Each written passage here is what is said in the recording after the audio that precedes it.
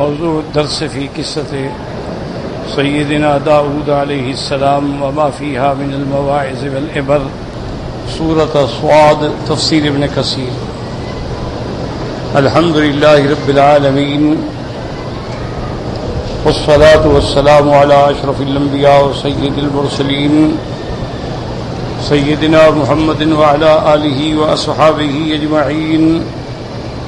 اللهم صل على سيدنا محمد وعلى آل سيدنا محمد كما صليت على إبراهيم وعلى آل إبراهيم في العالمين إنك حميد مجيد.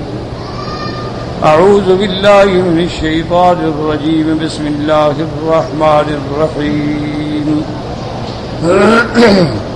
يا داود إنا جعلناك خليفة في الأرض فاحكم بين الناس بالحق ولا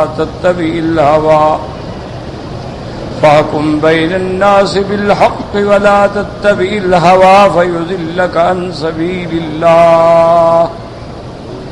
إن الذين يضلون عن سبيل الله لهم عذاب شديد بما نسوا يوم الحساب. وما خلقنا السماء والأرض وما بينهما باطلا ذلك ظن الذين كفروا فويل للذين كفروا من النار.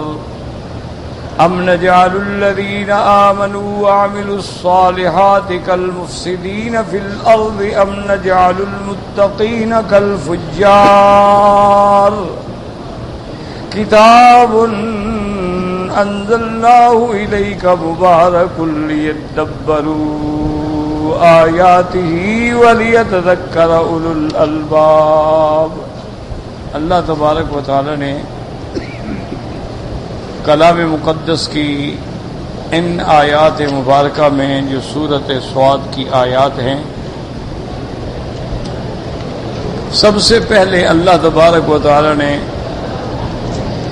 اس بات رسالت کے بارے میں ارشاد فرمایا تھا. اللہ نے قرآن پاک کی قسم کھا کے فرمایا کہ میرے محبوب یہ کافر جو ہیں یہ غرور میں ہیں اور جھگڑے میں ہیں.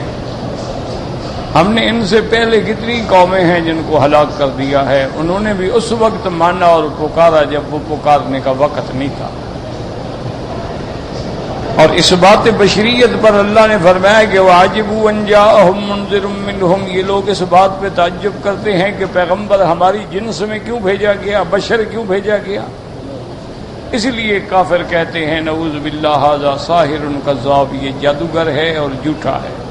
یعنی جب معجزات دیکھتے ہیں، خوارے کے عادات دیکھتے ہیں تو کہتے ہیں جادوگر ہے، اور جب حضور توحید کی دعوت دیتے ہیں تو کہتے ہیں جھوٹا ہے. اور کہتا ہے اجعل الآلہۃ الہا واحدا، یہ کہتا ہے سب خداؤں کو چھوڑ کے ایک خدا کی عبادت کرو.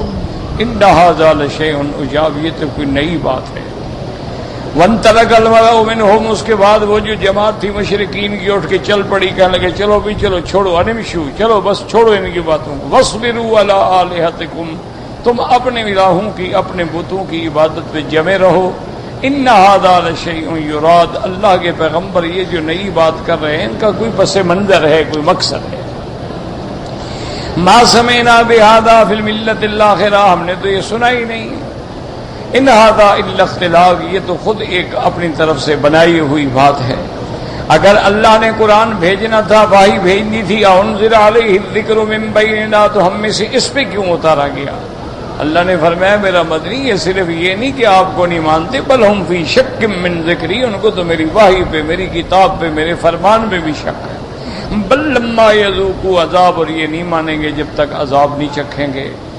باقی یہ کہنا کہ ہم نے اس کو نبی کیوں نہیں بنایا اور ان کو نہیں بنایا. اب عندہم خزائن رحمت ربک العزیز الوہاب، کیا تیرے رب کے خزانے ان کے پاس ہیں؟ تیرا رب غالب بھی ہے اور دینے والا بھی ہے. ام لہم ملک السماوات والارض وما بینہما، کیا آسمانوں اور زمین ان کے درمیان جو کچھ ہے ان کی شاہی ان کے پاس ہے؟ اگر ان کے پاس ہے فَلْيَرْتَقُوا فِي الْأَسْبَابِ، یہ سیڑھی لگا کے جائیں اور سیڑھی کو آسمانوں پہ چڑھیں. جندم ما هنالک محزوم من الاحزاب، میرے محبوب صلی اللہ علیہ وسلم یہ بھی ایک جماعت ہے اور ان کا انجام بھی ہلاکت ہے۔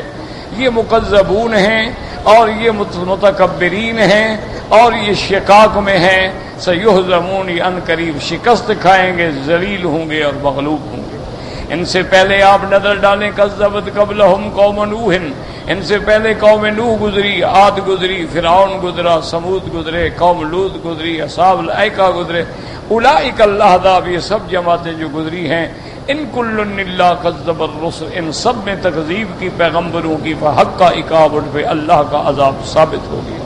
وما ينظر هؤلاء الا صيحة واحدة، کیا یہ نہیں انتظار کر رہے مگر ایک چنگھاڑ کی، ایک چیخ کی، ما لها من فواق، پھر جس میں کوئی ذرا سا وقفہ بھی نہیں ہوگا۔ اور یہ بدبخت کہتے ہیں ربنا عجل لنا قطنا قبل یوم الحساب، کہ یا اللہ ہمارے حصے کا جو عذاب ہے وہ قیامت کے آنے کے دن سے پہلے ہمیں دے دے۔ اب اللہ نے فرمایا تسلی لقلب النبی صلی اللہ علیہ وسلم، اصبر علی ما یقولون، میرا محبوب آپ صبر کریں۔ واذکر عبدنا داؤد ذا الاید، یاد کریں حضرت داؤد علیہ السلام کو جو دین میں بھی اور جسم میں بھی اور علم میں بھی قوت والے تھے۔ انہ اواب، وہ ہر معاملے میں اللہ کی طرف رجوع کرنے والا تھا۔ انا سخرنا الجبال معه، ہم نے پہاڑوں کو ان کے ساتھ مسخر کر دیا۔ یسبحن معه، اس کے ساتھ تسبیح کہتے تھے، بالعشی والاشراق، رات کو بھی اور شام کو بھی اور صبح کو بھی۔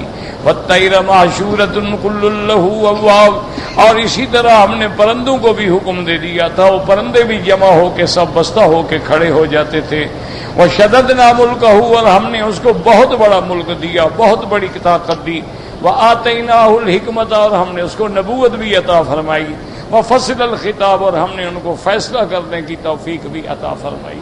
اس کے بعد اللہ نے ایک خاص واقعہ ذکر فرمایا، وَهَلْ أَتَاكَ نَبَأُ الْخَصْمِ، میرے مدنی آپ کو خبر پہنچی ہے ان لوگوں کی، يَتَصَوَّرُ الْمِحْرَابَ، جب وہ دیوار پھاند کر حضرت داؤد علیہ السلام کے حجرہ خاص میں داخل ہوئے۔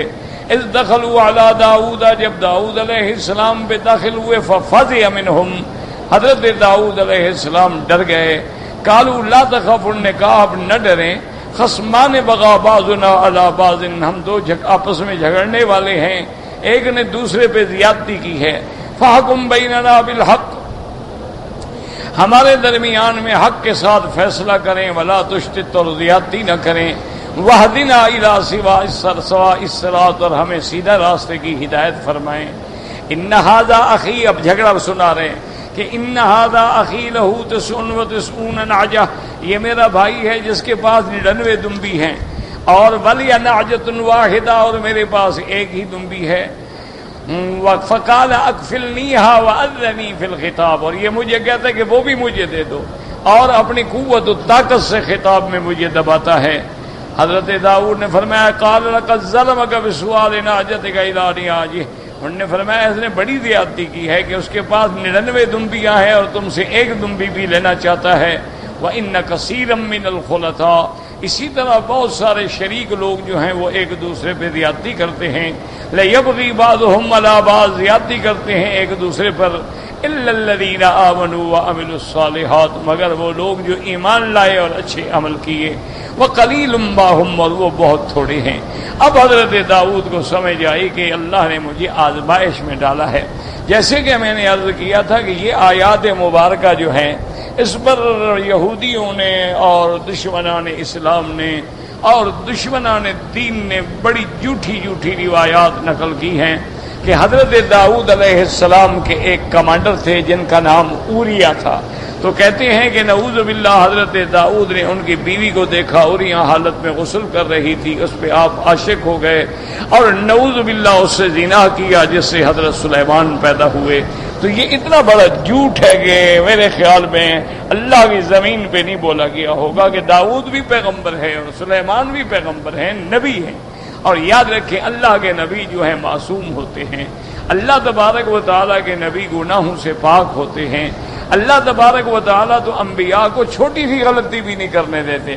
ہاں یہ الگ بات ہے، انبیاء بھول جاتے ہیں، انبیاء کو نسیان ہو سکتا ہے، انبیاء کو نماز میں سہو ہو سکتا ہے، انبیاء غصے میں آ جاتے ہیں، انبیاء بیمار ہو سکتے ہیں لیکن انبیاء گناہگار کبھی نہیں ہو سکتے۔ اسی لیے اتفاق ہے علماء اہل سنت والجماعت کا سلفاً اور خلفاً، صحابہ سے لے کر آج تک، کہ حتیٰ کہ انبیاء کے گھرانے میں ان کی کوئی بیوی کافرہ تو ہو سکتی ہے لیکن بد کردار نہیں ہو سکتی۔ اسی لیے حضرت نوح علیہ السلام کی بیوی جو ہے وہ کافرہ تو ہے لیکن گناہگار نہیں ہے۔ حضرت لوط علیہ السلام کی بیوی کافرہ ہے لیکن بد کردار نہیں ہے۔ اللہ کا نبی تو ان کے گھرانوں کی بھی حفاظت کرتے ہیں، جیسے کہ حضور پاک صلی اللہ علیہ وسلم نے محبوب دو عالم رحمت دو عالم نے فرمایا ولدت من نکاح، آپ نے فرمایا الحمدللہ اللہ نے مجھے نکاح سے پیدا فرمایا ہے۔ اور حضور صلی اللہ علیہ وسلم نے فرمایا کہ ان اللہ اصطفیٰ کنانہ من ولد اسماعیل، اللہ نے ولد اسماعیل میں سے کنانہ کو چن لیا، واصطفیٰ قریش من کنانہ، اور کنانہ میں سے اللہ نے قریش کو قبیلے کو چن لیا، واصطفیٰ من قریش بنی ہاشم، اور اللہ نے قریش میں سے بنو ہاشم کو چن لیا، واصطفانی من بنی ہاشم، اور اللہ نے مجھے بنی ہاشم میں سے چن لیا ہے۔ تو اللہ تبارک و تعالیٰ کی چنائی میں کبھی عیب نہیں ہو سکتا، جن کو اللہ چن لیتے ہیں ان میں کبھی داغ نہیں ہو سکتا۔ اللہ اعلم حیث یجعل رسالتہ، اللہ جانتے ہیں کہ میری نبوت اور رسالت کا مقام رکھنے والا کون ہے، کون ہے جس کے سر پہ تاج نبوت اور تاج رسالت رکھا جائے گا۔ تو اللہ تبارک و تعالیٰ حضور نے فرمایا کہ اللہ نے سیدنا اسماعیل علیہ السلام سے لے کر میرے والد عبداللہ اور آمنہ تک میری جو نسل آ رہی ہے اللہ نے ان میں بھی کبھی زنا نہیں ہونے دیا۔ اللہ تبارک و تعالیٰ انبیاء کی نسل کو ایسے محفوظ رکھتے ہیں کہ محمد ابن عبداللہ، عبداللہ ابن عبد المطلب، عبد المطلب ابن ہاشم ابن عبد مناف ابن قصی ابن کلاب ابن مرہ، یہ سارا خاندان کافر تو ہیں لیکن زنا ان میں بھی نہیں آیا، ان کے اندر بھی زنا جو ہے وہ معیوب ہے۔ یہی وہ وجہ ہے کہ جس دن میرے آقا نے فتح مکہ کے بعد آپ نے بیعت لی مسلمان ہونے کے لیے، تو تمام عورتیں جب آئیں جبل صفا پہ حضور بیٹھے ہیں، حضور صلی اللہ علیہ وسلم نے یہ آیت مبارک تلاوت فرمائی، یا ایھا النبی اذا جاءک المؤمنات یبایعنک، میرے محبوب اگر تمہارے پاس ایمان لانے والی عورتیں آتی ہیں اور بیعت ایمان اسلام کرنا چاہتی ہیں، ان سے بیعت نہیں لیکن اس شرط پہ بیعت ہوگی اللہ یشرکن باللہ شیئا، اللہ کے ساتھ کسی کو شریک نہیں کریں گی، ولا یسرقن اور چوری نہیں کریں گی، اور ولا یزنین اور اس کے بعد زنا نہیں کریں گی۔ یہ تو بیعت میں پہلی شرط ہے۔ جب حضور نے یہ آیت پڑھی تو بی بی ہندہ زوجہ ابی سفیان، حضور کی چچی ہیں، ابو سفیان کی بیوی ہیں، تو اس سے صبر نہ ہو سکا، وہ بول پڑی اور کہا اوتزنی الحرۃ یا رسول اللہ، ہم سے جو آپ شرط لے رہے ہیں کہ زنا نہ کرو، کوئی شریف عورت بھی زنا کر سکتی ہے؟ زنا کرنا تو گندی عورتوں کا کام ہے، زنا کرنا تو کسبی عورتوں کا کام ہے، زنا کرنا جو ہے وہ تو نچی عورتوں کا کام ہے، وہ تو کال گرد قسم کی عورتوں کا کام ہے، کوئی حرہ اور شریف عورت کبھی زنا نہیں کر سکتی۔ اب تذل الحرۃ یا رسول اللہ، حضور صلی اللہ علیہ وسلم نے آواز سے پہچانا، آپ نے فرمایا ہل انت ہند، تم ہند ہو؟ انہوں نے کہا ہاں یا رسول اللہ میں ہند ہوں۔ تو یعنی اس حالانکہ اس وقت کافر تھی، وہ اسلام لا رہی ہے، لیکن ان کے نزدیک بھی زنا جو ہے وہ عیب تھا۔ تو اللہ تبارک و تعالیٰ اپنے پیغمبروں کی حفاظت فرماتے ہیں، حتیٰ کہ اتنی حفاظت ہوتی ہے کہ ابھی میرے آقا رحمت دو عالم صلی اللہ علیہ وسلم کو نبوت نہیں ملی، ابھی آپ کا بچپن کا دور ہے، ابھی آپ یعنی انفان شباب پہ بھی اچھی طرح نہیں پہنچے ہیں۔ تو ایک دن آپ نے اپنے ساتھی سے فرمایا، جس کے ساتھ مل کے حضور بکریاں چراتے تھے، حضور صلی اللہ علیہ وسلم نے صحابہ سے فرمایا ان مکے کی وادیوں میں نے کافی عرصہ بکریاں بھی چرائی ہیں، اور یہ سنت اللہ ہے، اللہ اپنے پیغمبروں کو اس قسم کے معاملات میں ایک تجربہ سکھلاتے ہیں، چونکہ بکری ایک ایسا جانور ہے، اس کے اندر شرارتی بھی ہوتی ہیں، تیز بھی ہوتی ہیں، دوڑنے والی بھی ہوتی ہیں، بھاگ جانے والی بھی ہوتی ہیں، سست بھی ہوتی ہیں، تو سب کو سنبھال کے رائی کا لے چلنا اور اپنے ریوڑ کو گھر میں پہنچانا یہ بڑا امتحان ہوتا ہے۔ تو اس لیے انبیاء کو یہ ٹریننگ دی جاتی ہے کہ میرا مدنی تیری ایمان لانے والوں میں کمزور بھی ہوں گے، ضعیف بھی ہوں گے، بوڑھے بھی ہوں گے، غصے والے بھی ہوں گے، نرم دل بھی ہوں گے، سخت دل بھی ہوں گے، آپ نے تو سب کو لے کے چلنا ہے، آپ نے تو سب کی تربیت کرنی ہے، آپ نے تو سب پہ احسان فرمانا ہے۔ تو حضور پاک صلی اللہ علیہ وسلم نے اپنے ساتھی سے فرمایا کہ آج قریش کے ہاں شادی ہے، اور میرا دل کرتا ہے کہ میں بھی دیکھوں قریش کی شادیاں جو ہیں، شادی میں کیا ہوتا ہے، میں نے سنا ہے کہ شادیوں کے اندر کوئی تماشے ہوتے ہیں اور شادی میں بڑے بڑے لوگ آتے ہیں، قصہ گو آتے ہیں، نصاب آتے ہیں جو نسب بیان کرتے ہیں، قصہ گو آتے ہیں جو تاریخ کے قصے سناتے ہیں، تو میں بھی دل بھی کرتا ہے کہ میں بھی جا کے سنوں گی وہ کیا کہتے ہیں، لیکن اگر تم کل میری بکریاں سنبھال لو، چونکہ رات زیادہ گزر جائے گی تو پھر صبح تو نیند نہیں کھلے گی، تو لہذا میں چلا جاؤں۔ نے کہا ہاں یا رسول اللہ آپ بالکل جائیں، میں آپ کی بکریاں چراؤں گا۔ حضور فرماتی ہیں کہ میں آیا اور شادی کا جہاں پنڈال تھا اور لوگ اکٹھے ہو رہے تھے، میں بھی آگے بیٹھ گیا، فرمایا فغلبنی النوم، اللہ کی شان یہ ہے کہ مجھ پر نیند کا غلبہ ہو گیا، اور فرماتے ہیں کہ میری نیند اس وقت کھلی جب سورج نکل آیا اور شادی وادی ختم ہو گئی، لوگ بھاگ گئے، گھروں کو چلے گئے، دھوپ پھیل گئی، تو اب میری نیند کھلی، تو میں نے تو کچھ بھی نہیں دیکھا۔ فرمایا دوسرے دن پوچھا مجھ سے ساتھی نے کہ جی آپ نے رات کیا دیکھا؟ میں نے کہا مجھے تو نیند آ گئی تھی، اور نے کہا چلو آج رات پھر تجربہ کرو، آج بھی تو ایک شادی ہے۔ حضور فرماتے ہیں میں دوسری رات بھی آیا، فغلبنی النوم، مجھ پہ نیند آ گئی۔ اس لیے محدثین نے استنباط کیا ہے یہ اللہ کی حکمت تھی، اللہ نہیں چاہتے تھے کہ محمد مصطفیٰ جھوٹے قصے سنیں، جھوٹے کہانیاں سنیں، اس لیے اللہ نے اپنے نبی کو صلاح دیا کہ اس سے بھی محفوظ رہے۔ تو پیغمبر تو جھوٹی باتیں اور جھوٹے قصے سننے سے بھی محفوظ ہوتے ہیں، گناہ تو بڑی بات ہے۔ اللہ کے نبی معصوم ہوتے ہیں، نبوت سے پہلے بھی معصوم ہوتے ہیں اور نبوت کے بعد بھی معصوم ہوتے ہیں۔ جہاں تک بعض لوگ جو ہیں نعوذ باللہ حضرت آدم کے درخت کھانے سے استدلال کرتے ہیں کہ دیکھو جی آدم علیہ السلام نے گناہ کیا، غلط بات ہے، انہوں نے گناہ نہیں کیا ہے۔ اللہ خود فرماتے ہیں کہ وَنَسِيَ آدم، آدم بھول گیا، فَلَمْ نَجِدْ لَهُ عَزْمًا، جب اللہ فرماتے ہیں کہ بھول گیا آدم، بھول کے کھا بیٹھا، ہم نے معاف کر دیا اس کو، تو نسیان تھا۔ اسی طرح اللہ تبارک و تعالی نے حضرت یونس کے بارے میں کہتے ہیں کہ جی بھاگ گئے، پیغمبر ہیں، اللہ فرماتے ہیں کہ وہ جو اللہ کی تسبیح کہنے والے تھے ہم نے اس کے ساری باتیں معاف فرما دی، اور اللہ تبارک و تعالی نے ان کو اعزاز و اکرام کے ساتھ دوبارہ اس بستی میں بھیجا، اور اللہ نے ان کے سر پہ نبوت کا تاج رکھا۔ تو یاد رکھو یہ یہودیوں کی مکاری ہے، یہودیوں کی عیاری ہے، یہودیوں کی سازش ہے۔ کبھی انبیاء کے کارٹون بناتے ہیں، کبھی انبیاء پہ تہمتیں لگاتے ہیں، کبھی عیسیٰ علیہ السلام کو نعوذ باللہ ولد الزنا ثابت کرتے ہیں کہ وہ عبداللہ نجار کا بیٹا تھا، کبھی عیسیٰ علیہ السلام کو پھانسی دینا چاہتے ہیں۔ تو یہ یہود کی پرانی عادت ہے، انہوں نے یہ جھوٹی روایتیں گھڑی ہیں کہ حضرت داؤد کی 99 بیوی تھی اور اوریا کی 1 بیوی تھی، اور حضرت داؤد علیہ السلام نے اس کی بیوی کو چھیننے کے لیے ایک طریقہ اختیار کیا کہ ایک بڑی جنگجو قوم تھی، ان کے ساتھ جنگ کرنے کے لیے اوریا کو بھیجا، اور باقی کمانڈروں کو ہدایت کی کہ مشکل مقامات پہ اوریا کو آگے کریں تاکہ اوریا مارا جائے اور اس کی بیوی سے میں شادی کر لوں۔ یہ بھی بالکل جھوٹ ہے۔ اصل قصہ یاد رکھیں کیا ہے، اصل قصے میں یہ 2 باتیں ہیں۔ ایک تو یہ ہے کہ اللہ کے قرآن نے جس بات کو نہیں کھولا ہے ہم بھی نہ کھولیں، اللہ پاک نے نہیں بتلایا ہے کہ اس سے کیا مراد ہے، بس امتحان ہے، تو ہم بھی اس کو ابہام میں رکھیں۔ اور دوسری جو صحیح روایت ہے وہ دراصل یہ ہے جس پر اتفاق ہے مفسرین کا کہ حضرت داؤد علیہ السلام نے ایک عورت کو پیغام بھیجا تھا نکاح کا، اور آپ کو یہ بھی پتہ نہیں تھا کہ اوریا نے بھی نکاح کا پیغام بھیجا ہوا ہے۔ تو حضرت داؤد علیہ السلام نے جب پیغام بھیجا تو داؤد علیہ السلام بادشاہ تھے، تو پھر اوریا کی بات کو کون سنتا؟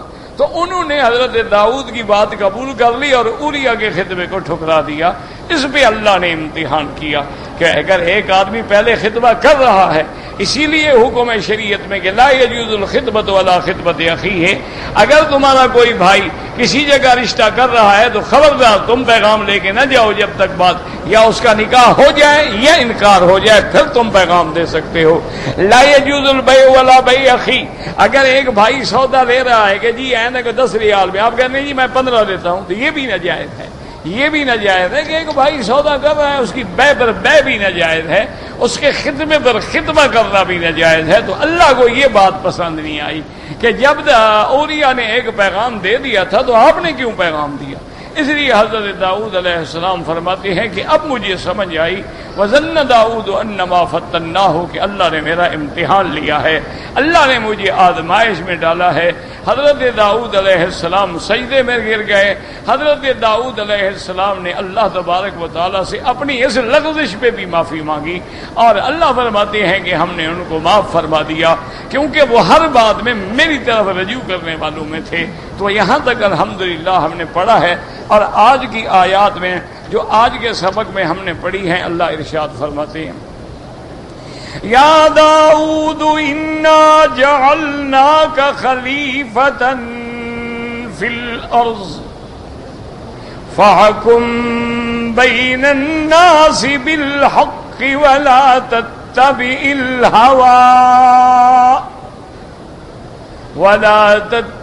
الهوى فيضلك عن سبيل الله ان الذين يضلون عن سبيل الله لهم عذاب شديد بما نسوا يوم الحساب. اللہ تبارک و تعالی نے فرمایا کہ میرے داؤد ہم نے آپ کو انا جعلناک خلیفۃ فی الارض ہم نے زمین میں آپ کو اپنا نائب بنا کے بھیجا ہے.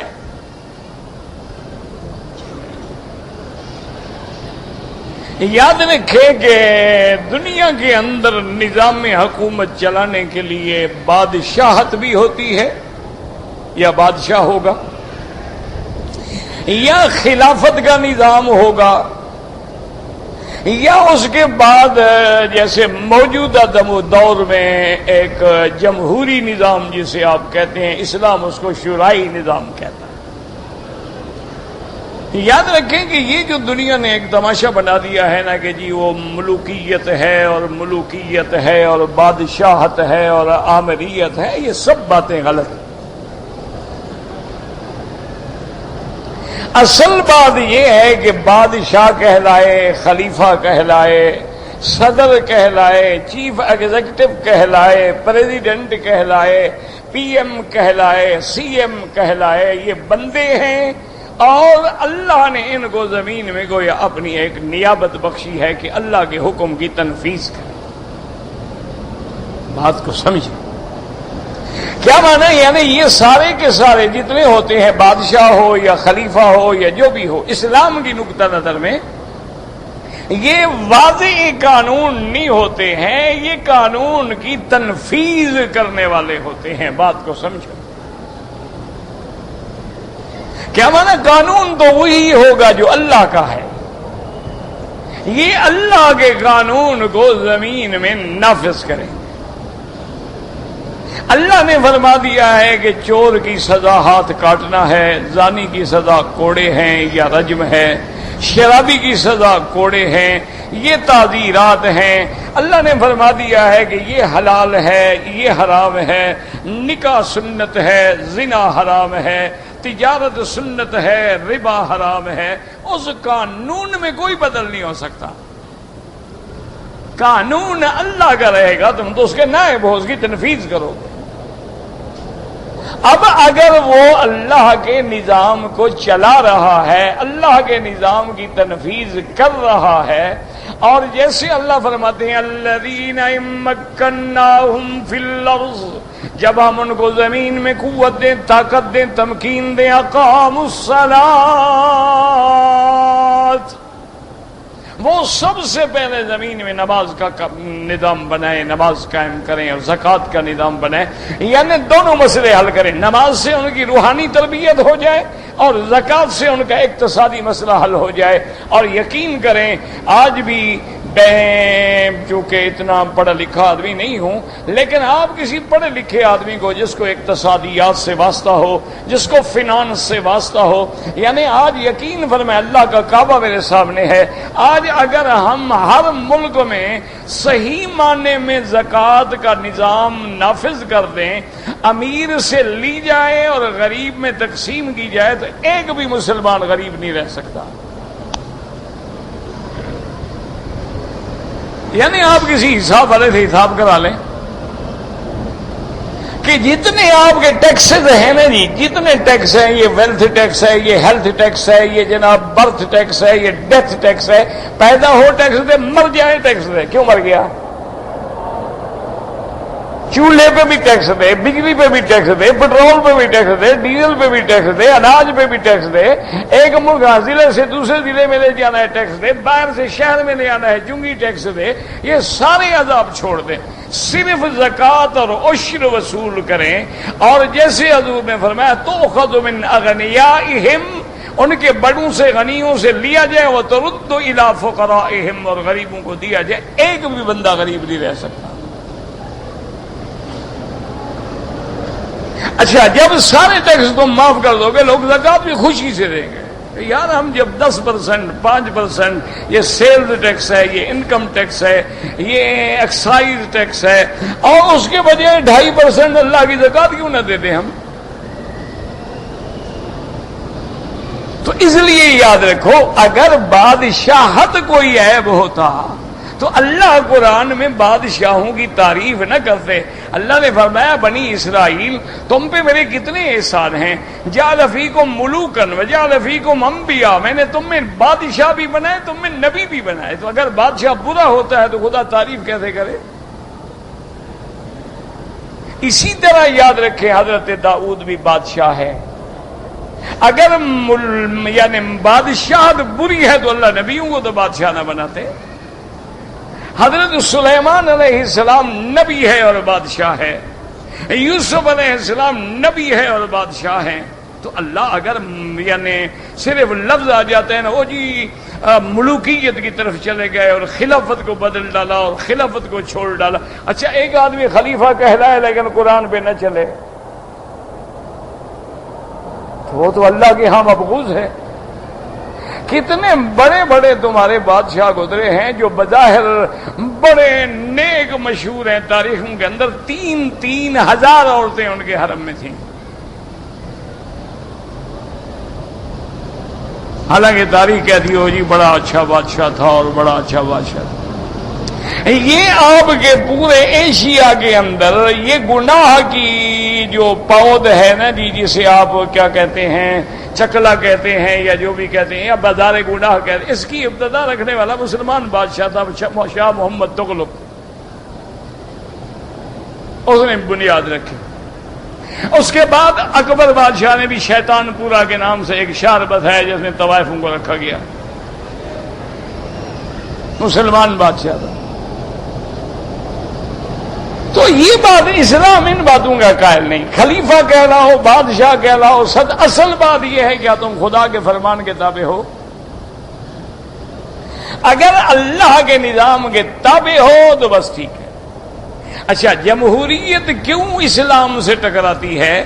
کہ جمہوریت کا معنی یہ ہوتا ہے کہ اگر پارلیمنٹ میں اکثریتی طور پر کسی ترمیم کو منظور کر لیا جائے وہ قانون بن جائے گا.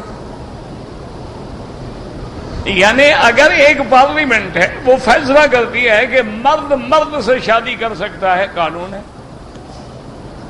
اب آپ نہیں کہہ سکتے کہ یہ بری بات ہے. اگر پارلیمنٹ قانون بنا دیتی عورت عورت سے شادی کر سکتی ہے، ٹھیک ہے. اگر پارلیمنٹ ایک ترمیم کر لیتی ہے کہ آدمی اسی طرح اپنا گرل فرینڈ اور بوائے فرینڈ اور فرینڈ بن کے بھی رہ سکتے ہیں، یعنی 20-20 سال فرینڈ ہیں، دوست ہیں، بچے ہو گئے، 4 بچے ہو گئے لیکن ہیں فرینڈ، نکاح نہیں ہوا. کیا ہے وہ کہتے ہیں کہ ہم ایک دوسرے کو دیکھ رہے ہیں، جب پسند آیا ٹھیک ہے، نہ آیا چھوڑ دیں گے، پھر وہ اور ڈھونڈ لے گا، ہم اور ڈھونڈ لیں گے. اور بچوں کی اولاد کے باپ کے کھانے میں ماں کا نام لکھا جائے گا، کیوں باپ تو ہے نہیں نا، باپ کوئی نہیں، پتہ ہی نہیں. اسی لیے حالانکہ یہ اتنے گھٹیا کام ہے، ایمان سے کہیں، یاد رکھو شیر کبھی برداشت نہیں کرتا اس کے جنگل میں اس کی شیرنی کو کوئی چھیڑے، لیکن کتی اور کتا اس کو کوئی غیرت ہے؟ جن کو نہیں ہے دیکھ لو کس نسل سے ہوئے. ورنہ تو غیرت والا جانور تو جانور بھی برداشت نہیں کر سکتا کہ اس کی مادہ کو کوئی اور چھیڑے، انسان کو تو چھوڑیں. تو اس لیے جمہوریت جو ہے یہ نظام خداوندی کے، اگر آج پارلیمنٹ ایک ترمیم کر دے کہ جی شراب ٹھیک ہے کوئی پابندی نہیں، بس اتنا پابندی ہے کہ سڑک پہ کھڑے ہو کے نہ پیے، اتنی پابندی ہے کہ ڈرنک کر کے ڈرائیونگ نہ کرے، اتنی پابندی ہے کہ ڈرنک کرنے کے بعد کسی پبلک پلیس پہ آ کے گل گپاڑا نہ کرے، باقی کوئی بات نہیں، تو وہ قانون بن جائے گا۔ لیکن اسلام کہتے ہیں نہیں، حرام ہے، ساری دنیا اکٹھی ہو جائے حلال نہیں ہو سکتا۔ تو اس لیے خلیفہ کا معنی، اللہ نے آدم کو خلیفہ بنایا، اللہ نے داؤد کو خلیفہ بنایا کہ تم زمین میں میرے نائب ہو، میرے حکم کی تنفیذ کرو۔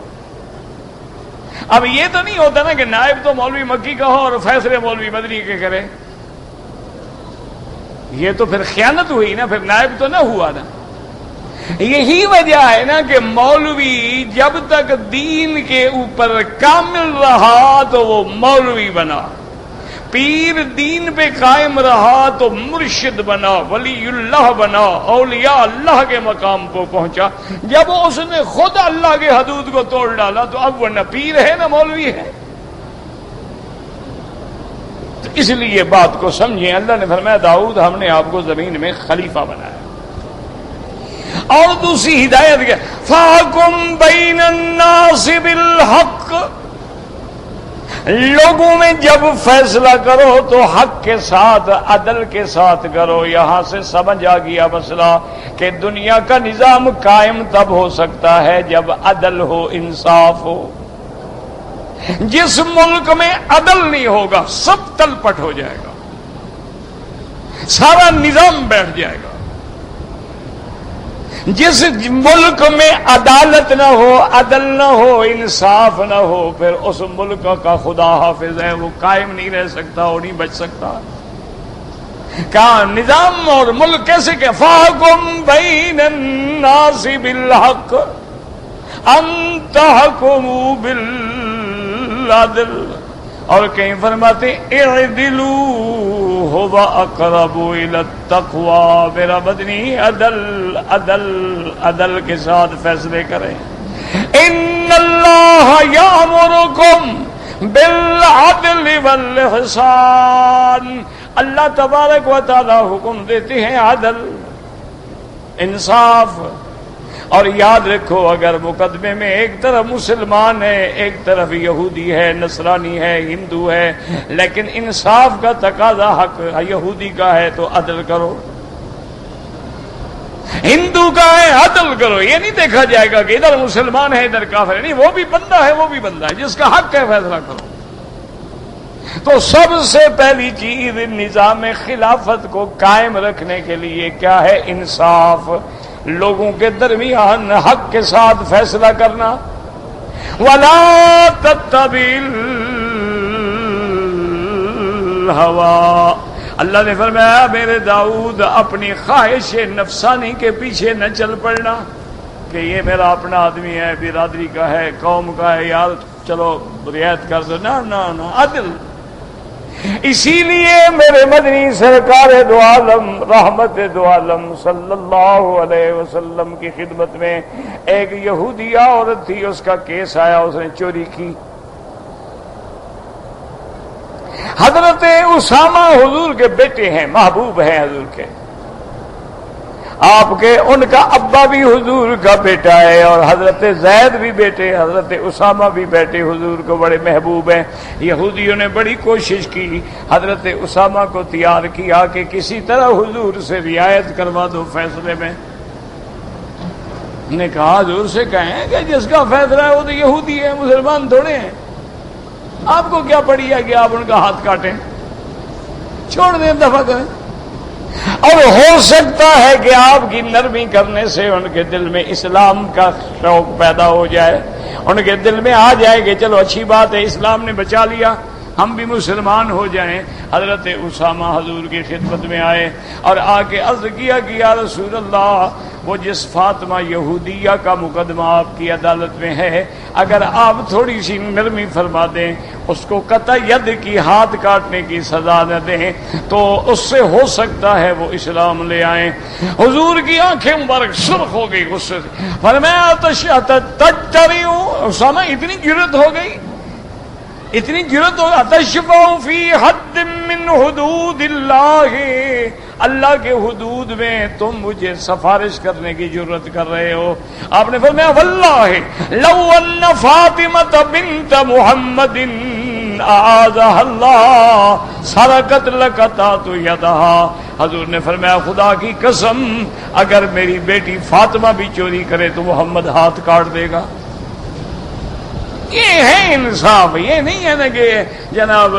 اچھا مصیبت یہ ہے کہ آج کا انگریز جو ہے نا جی، آج کا یورپین نسلیں جو ہیں یہ اتنے خبیث ہیں. چھوٹے چھوٹے مسئلے میں انصاف ہے، بڑے مسئلے میں انصاف نہیں. چھوٹا معاملہ ہونا جی، ٹریفک کی خلاف ورزی ہے، کسی نے کتے کو مار دیا ہے، کسی نے جانور کو مار دیا، کسی نے بلی کو بند کر دیا مار دیا، وہاں بڑا انصاف ہے. لیکن مسلمانوں کے لاکھوں قتل کر دو وہاں کوئی انصاف نہیں. وہاں تو ہم نے اپنے ملک کا جناب رٹ قائم کر دیا. تو اس لیے اسلام یہ کہتا ہے کہ نہیں، عدل ہر حال میں عدل ہو، کچھ بھی ہو. اس لیے فرمایا یا داؤد انا جعلناک خلیفۃ فی الارض فحکم بین الناس بالحق، لوگوں میں عدل کرو. اور فرمایا یہ بھی یاد رکھو تم کو خلیفہ ہم نے بنایا ہے، اور جب تک بادشاہ ہو یا پریزیڈنٹ ہو یہ بات یاد رکھے کہ مجھے اس کرسی پہ اللہ نے بٹھایا ہے، وہ کبھی غلطی نہیں کرتا.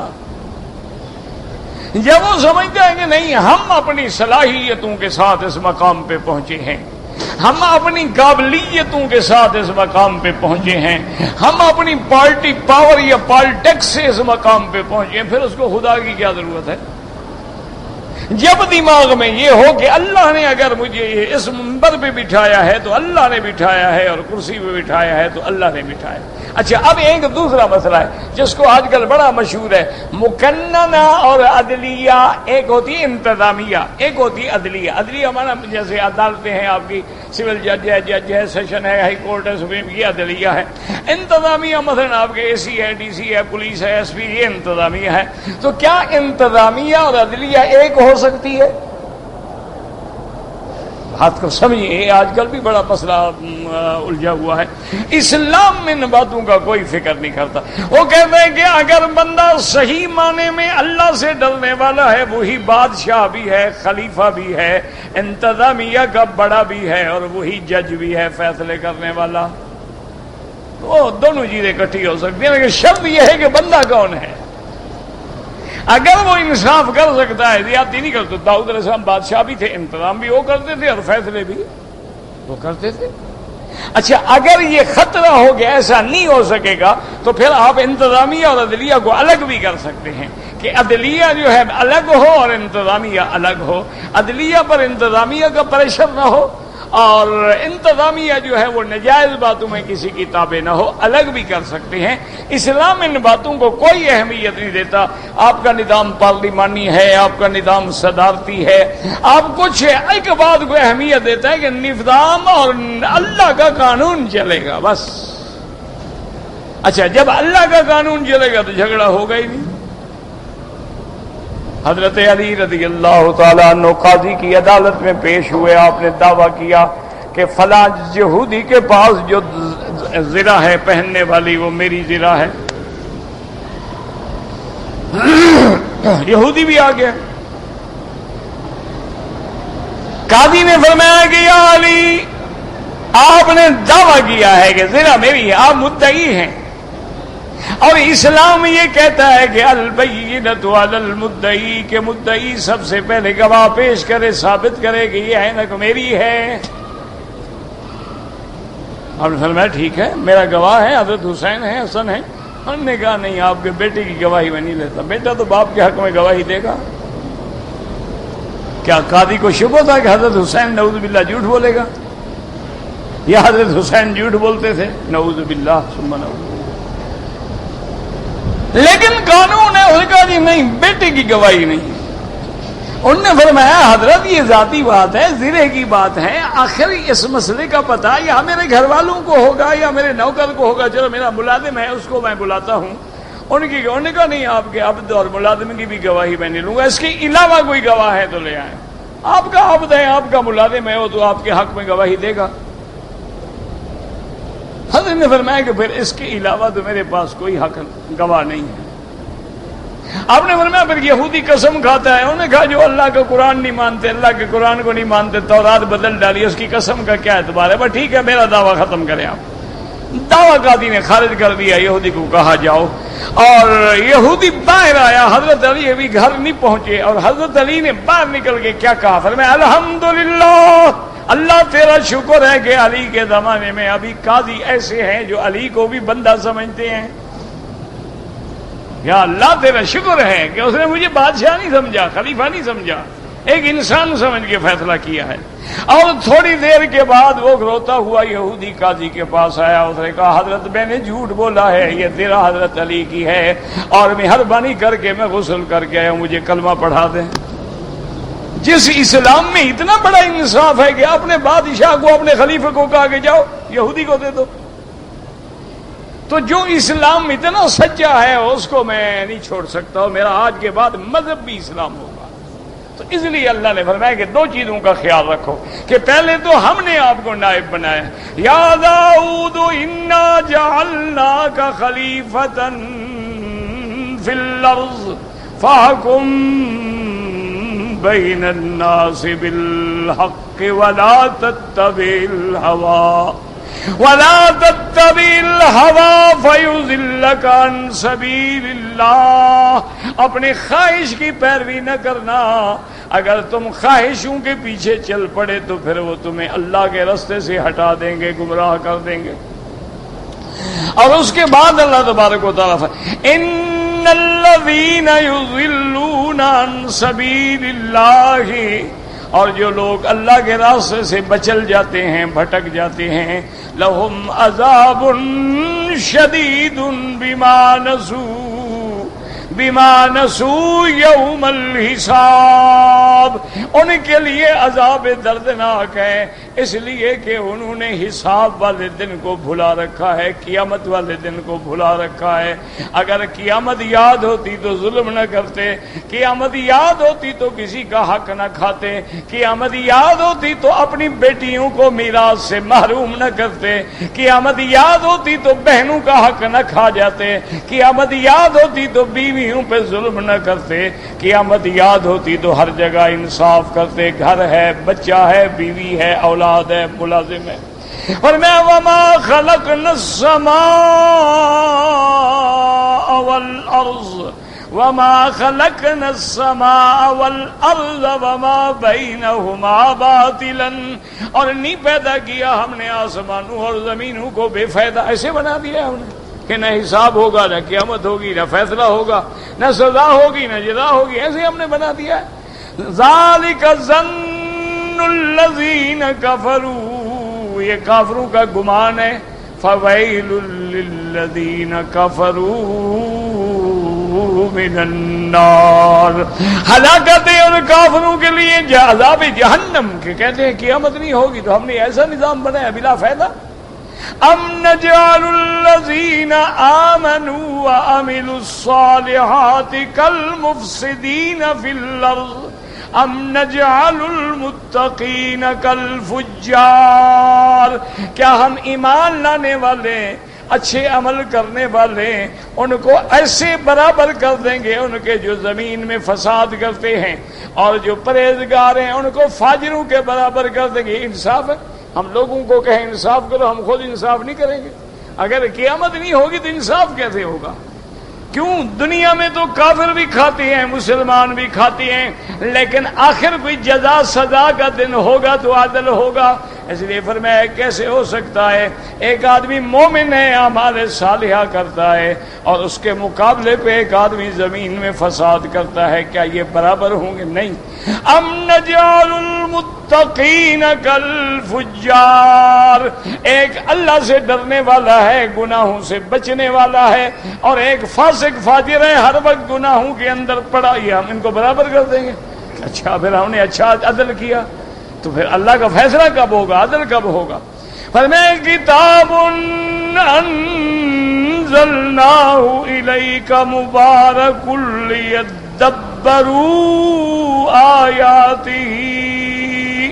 میرے مدنی محمد مصطفیٰ، ہم نے جو آپ پہ کتاب اتاری ہے، قرآن اتارا ہے برکت والا، کیوں؟ لیدبروا آیاتہ، تاکہ تم قرآن کے الفاظ میں، قرآن کے معانی میں، قرآن کے حکم میں، قرآن کے احکام میں تدبر کریں۔ وَلِيَتَذَكَّرَ أُولُو الْأَلْبَابِ، اور اس سے وہ نصیحت پکڑیں جو عقل والے ہیں، جن کو اللہ نے عقل دی ہے، وہ نصیحت پکڑیں اور اللہ تبارک و تعالی کے فیصلوں پہ ایمان لائیں۔ واللہ اعلم۔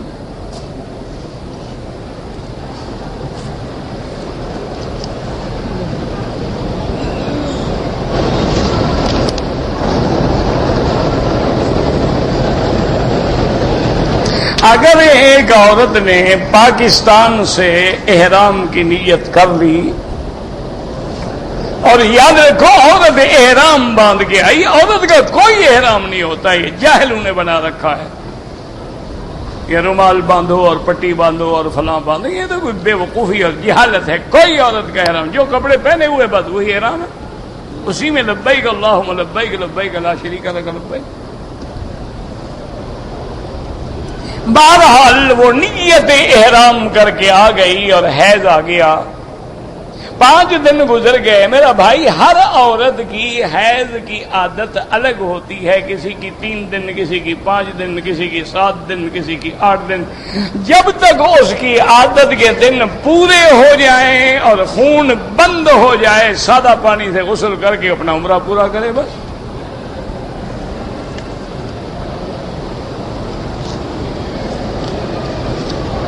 کہتے جی کہ اذان ختم ہونے کے بعد ہاتھ اٹھا کے، اذان ختم ہونے کے بعد دعا مانگنا جو ہے، یاد رکھو وہ تو سنت ہے۔ حضور صلی اللہ علیہ وسلم نے فرمایا ہے کہ جب اذان ہو رہی ہو، قولوا کما یقول المؤذن، تم بھی اسی طرح کہو جیسے مؤذن کہتا ہے۔ اس نے کہا اللہ اکبر اللہ اکبر، تم بھی کہو اللہ اکبر اللہ اکبر۔ اشہد ان لا الہ الا اللہ، تم بھی کہو۔ اور جب وہ کہے حی علی الصلاۃ، حی علی الصلاۃ، تو تم کہو لا حول ولا قوۃ الا باللہ۔ اور جب اذان ہو جائے، وہ کہہ دے تو آپ بھی کہیں کہ وَأَنَا أَشْهَدُ لَا إِلَٰهَ إِلَّا اللَّهُ وَأَنَّ مُحَمَّدًا رَّسُولُ اللَّهِ اللهم صل على سيدنا محمد وعلى آل سيدنا محمد كما صليت على إبراهيم وعلى آل إبراهيم إنك حميد مجيد اللهم رب هذه الدعوة التامة والصلاة القائمة آت محمد الوسیلۃ وبعثہ مقاما محمودا۔ تو یہ کہنا جو ہے سنت محمد مصطفیٰ ہے۔ اچھا، بعد روایات میں اگر یاد ہو سکے اس کے بعد بھی کہہ سکتے ہیں رضینا باللہ ربا وبالاسلام دینا وبمحمد نبیا، بس اس کے بعد جو بھی ہے کہ یہ ضروری نہیں ہے کہ ہاتھ اٹھائے اور ہاتھ اٹھا کے دعا مانگے۔ حضور نے فرمایا دعا مانگے، اور دعا اچھا یاد رکھیں یہ دعا آپ کس کے لیے مانگیں گے؟ کیونکہ بعد ہمارے ہیں نا جاہل مولوی، وہ سمجھتے ہیں آت محمد الوسیلۃ، حضور کا وسیلہ ثابت ہو گیا۔ یہ بے وقوفی، آپ تو نبی کے لیے مانگ رہے ہیں، وسیلہ کیسے ہو گیا؟ وسیلہ کا معنی تو ہوتا ہے کہ اللہ حضور کے وسیلے میں مجھے عطا فرمائے، یہ تو آپ حضور کے لیے دعا کر رہے ہیں کہ یا اللہ حضور کو مقام وسیلہ عطا فرما۔ اور وہ مقام کیا ہے؟ مقام محمود ہے قیامت میں، جو سب انبیاء سے اونچا مقام ہوگا۔ اس سے وسیلہ پکڑنا نہیں ہوتا، یہ تو جاہلوں نے بنا رکھا ہے۔ یہ تو الٹا حضور کے لیے آپ دعا کر رہے ہیں۔ اور یاد رکھو یہ بھی اللہ کی رحمت ہے اور میرے مدنی کی شفقت ہے امت پر، ورنہ حضور کو ہماری دعا کی کیا ضرورت ہے؟ لیکن حضور نے فرمایا جو بندہ میرے لیے دعا کرے گا میں قیامت میں اس کی شفاعت کروں گا۔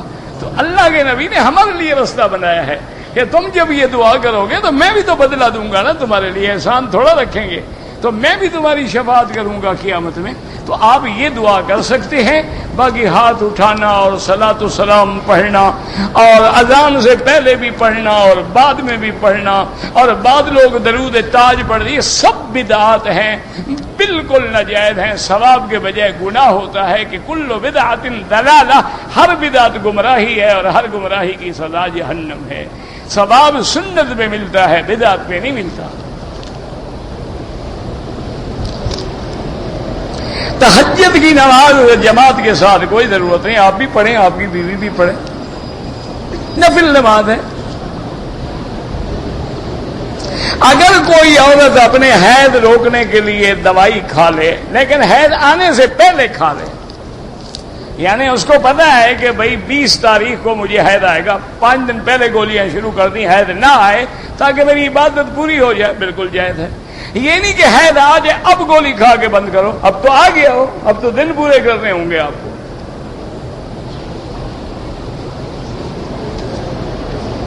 کعبۃ اللہ کے ساتھ حجر اسود سے لے کر چوکٹ تک یہ ملتزم ہے، سینہ لگائیں اور دعا مانگیں، بالکل جائز ہے. باقی دروازہ پکڑ کے دعا مانگنا ثابت نہیں ہے. مداد رحمت کے لیے بھی دعا منظور ہوتی ہے، بالکل مانگیں. جب نماز پڑھیں تو نظر سجدے کی جگہ پر ہو، کعبے پر نہیں، چونکہ نماز بندگی ہے، عاجزی ہے. عاجزی یہی ہوتی ہے کہ بادشاہ کی آنکھوں میں آنکھیں ڈال دو. سجدے کی جگہ پہ نظر رکھیں. کعبۃ اللہ میں سب سے افضل مقام جو ہے وہ مقام ابراہیم کے پیچھے، پھر حتیم ہے، اس کے بعد مطاف ہے.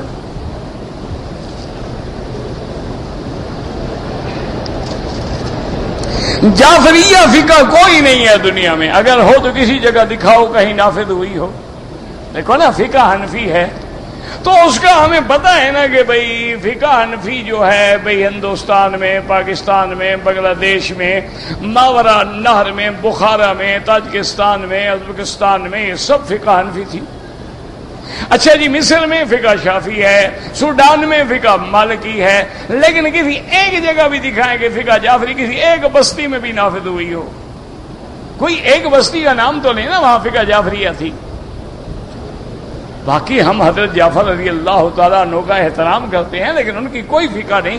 فقہ میں اللہ نے بس ائمہ اربعہ کو یہ مقام دیا ہے، اللہ کی شان ہے.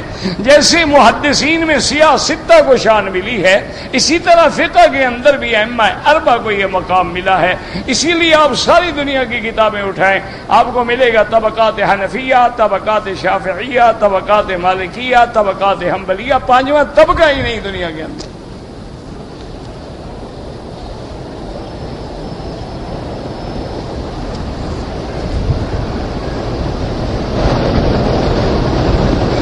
اگر ایک آدمی پہ حج فرض ہے لیکن وہ عمرہ کر کے چلا گیا پھر آیا، کوئی بات نہیں، کوئی ضروری نہیں کہ عمرہ کر کے لازم بیٹھا رہے جب تک حج نہ ہو.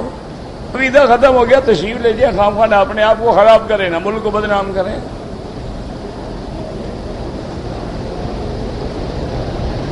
رفع یدین جو ہے کوئی فرض کا مسئلہ نہیں ہے. بعض ائمہ کے نزدیک سنت ہے، احناف کے نزدیک صرف تکبیر تحریمہ کے وقت میں ہے. کفن کو دھوتے ہیں، کوئی حدیث نہیں، کوئی سنت نہیں، کوئی صحابہ کا عمل نہیں. اگر زمزم کے دھونے سے مردے بخشے جاتے نا جی تو ہم تو ہر سال 10-12 تھان بھیج دیتے رشتہ داروں کو، سارے رشتہ دار بخشوا لیتے. اس سے نہیں بخشا جاتا حضور جب تک اندر کلمہ نہ ہو. اوپر کعبے کے غلاف میں بھی لپیٹ دو، اندر رام چندر ہو تو سیدھا جہنم میں جائے گا.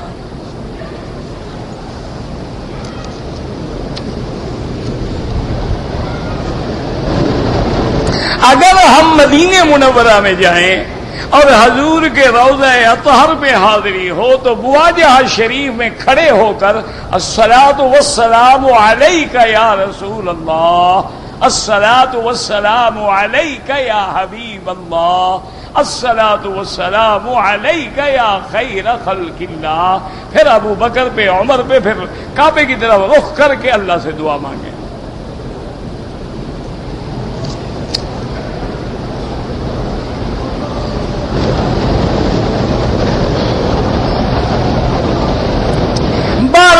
اگر اگر کسی آدمی نے اپنے ہاتھ سے کوئی گناہ کیا ہے توبہ کرو بس. جب اللہ نے توبہ کا دروازہ بند نہیں کیا ہے تو تمہیں کیا مسئلہ ہے؟ کفر سے بڑا بھی کوئی گناہ ہے, شرک سے بڑا بھی کوئی گناہ ہے, توبہ کرو مسلمان ہو جاؤ, سیدھی سی بات, کلام پڑھ.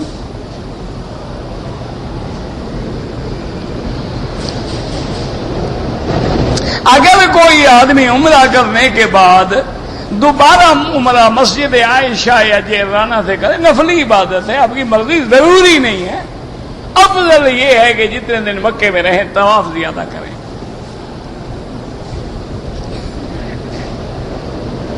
کہتے ہیں کہ حضرت علی کعبہ شریف میں پیدا ہوئے تھے. ہاں آتا ہے روایتوں میں, لیکن کعبے سے مراد ہے مکے میں پیدا ہوئے تھے.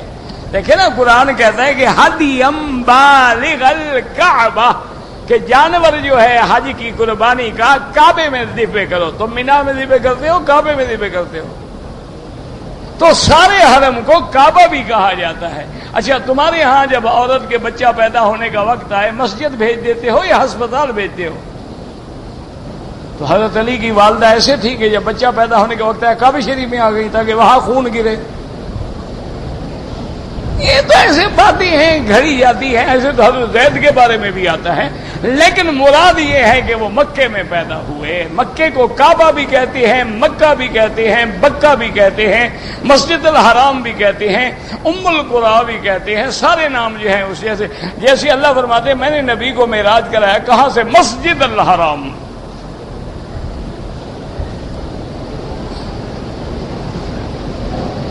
پرفیوم لگانا بالکل جائز ہے. پہلی چیز تو یہ ہے کہ الکوہل اپنی اصلی حالت میں نہیں رہتا, جب حالت تبدیل ہو جائے تو پھر اس کا استعمال کرنا جائز ہوتا ہے. جیسے دیکھیں نا مثال کے طور پر اگر آپ نے کھجور کو نبیذ بنایا, 2-4-5 دن گزر گئے, یا گرم کر دے وہ تو شراب بن جائے گی, حرام ہے. سکر پیدا ہو گیا, حرام ہے. اگر آپ نے شراب کو دھوپ میں رکھا اور اس میں خل ڈال دیا, سرکہ بن گیا, کوئی بات نہیں. تو اس لیے وہ الکوہل جو ہے وہ اپنی اصلی کیفیت میں نہیں رہتا, وہ کیمیکل سے اس کی حیت بدل دی جاتی ہے, تبدیل ہو جاتی ہے. اگر مغرب کی اذان کے بعد, یہاں چونکہ وقت ہوتا ہے, اگر کسی نے 2 رکعت پڑھ لی کوئی حرج نہیں, لیکن احناف کے نزدیک مغرب کی اذان کے فوراً بعد نماز ہونی چاہیے, چونکہ امام شافعی فرماتے ہیں کہ مغرب کا وقت اتنا ہے کہ بس نماز پڑھ کے فارغ ہو تو مغرب کا وقت ختم ہو جاتا ہے. تو اس لیے احناف احتیاط کرتے ہیں کہ ایسا نہ ہو کہ کسی مسلک میں ہماری نماز خراب ہو جائے. وہ کہتے ہیں اذان ہو بس فوراً مغرب کی نماز پڑھو, چونکہ امام شافعی کے نزدیک وقت بڑا تنگ ہے. بعض ائمہ کے نزدیک شفق احمر تک ہے, جب تک وہ سرخ شفق کم, اور بعض کے نزدیک شفق احمر کے بعد شفق ابیض جب تک غائب نہ ہو. طواف کرتے ہوئے جنازہ میں شریک ہو جائے نہ ہو وہ تو فرض کفایہ ہے. اگر مکان ہے کرائے پر دیا ہوا زکوٰۃ دیں گے, اپنے رہنے کے لیے ہے زکوٰۃ نہیں دیں گے. پلاٹ لیا ہے کہ اپنا گھر بناؤ گے, کوئی زکوٰۃ نہیں. بیچنے کے لیے ہے, ہر سال کی ویلیو پہ زکوٰۃ دیں گے.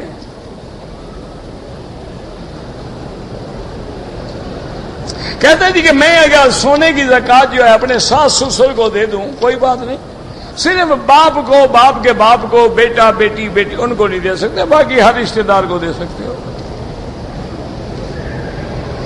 ہر زکوٰۃ جو ہے 7.25 تولے سونے کی قیمت بنا لو, اتنا پیسہ ہے, اتنا چاندی ہے, پیسہ ہے, زکوٰۃ 2.5% شروع ہو گئی. پرفیوم لگانا جائز ہے. حاجی لوگ جو ہیں ملنے آتے ہیں, زمزم میں پانی ملاتے ہیں, بھائی تھوڑا تھوڑا دے دو, کیوں ملاتے ہو پانی؟ امام ابو حنیفہ کے نزدیک مقتدی کو فاتحہ نہیں پڑھنی ہے کسی بھی رکعت میں, چونکہ حدیث ہے حضور کی قراءۃ الامام لہ قراءۃ, کہ امام کی قراءت جو ہے وہ مقتدی کی قراءت ہے. اگر رشتہ دار ہمارے معذور ہیں ان کا کر سکتے ہیں. گردن کا مسح جو ہے صرف احناف کے نزدیک, باقی کسی کے نزدیک نہیں. میرا بھائی حضرت ابو ہریرہ جی یہاں تک ہاتھ دھوتے تھے, ان کے بارے میں کیا حکم دیں گے آپ؟ اس کا جو فیصلہ کریں پھر حنفیوں کا بھی کر لینا. ربنا تقبل منا انك انت السميع العليم وتب علينا انك انت التواب الرحيم. اللهم اجعل لنا وللمسلمين من كل هم فرجا ومن كل ضيق مخرجا ومن كل بلاء عافيا اللهم فرج هم المهمومين، نفس كرب المكروبين، وقض الدين عن المدينين، واشفنا واشف مرضانا ومرضى المسلمين۔ یا اللہ بیماروں کو شفا عطا فرما، یا اللہ بیماروں کو شفا عطا فرما، یا اللہ ہماری ظاہری، باطنی، روحانی، جسمانی، نفسانی سب بیماریاں دور فرما۔ یا الہ العالمین بے اولادوں کو اولاد عطا فرما، یا اللہ بے دینوں کو دین عطا فرما،